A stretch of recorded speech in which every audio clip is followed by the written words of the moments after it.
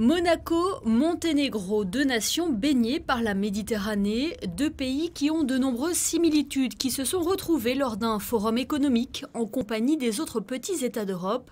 Ce premier événement du genre s'est déroulé à Bessici, dans le sud du pays, en marge des Jeux des petits États d'Europe. L'opportunité de fonder des bases de relations solides entre pays de moins d'1 million d'habitants. Nous avons Saint-Marin, nous avons le Liechtenstein, nous avons bien sûr le Monténégro, nous avons aussi Andorre.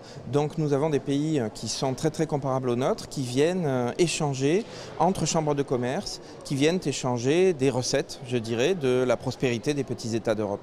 Des liens économiques existent déjà entre les deux pays. En 2013, un accord entre la Chambre de commerce du Monténégro et le MEB avait été signé. Puis en 2017, Monaco accueillait une délégation d'entrepreneurs monténégrins. Lors de son discours et des différents échanges, le prince Albert II et le Monaco Economic Board ont notamment pu mettre en exergue les atouts de la principauté. Non seulement nous présentons les atouts de la principauté, nous nous faisons mieux connaître, mais en plus comme ça nous pouvons connaître nos homologues de toutes les chambres de commerce des petits États et nous pouvons instaurer une sorte de réseau qui sera repris puisque non seulement c'est le premier, mais en plus il est prévu qu'il y en ait chaque fois autour des Jeux des petits États. Donc ces forums vont être extrêmement importants dans l'avenir.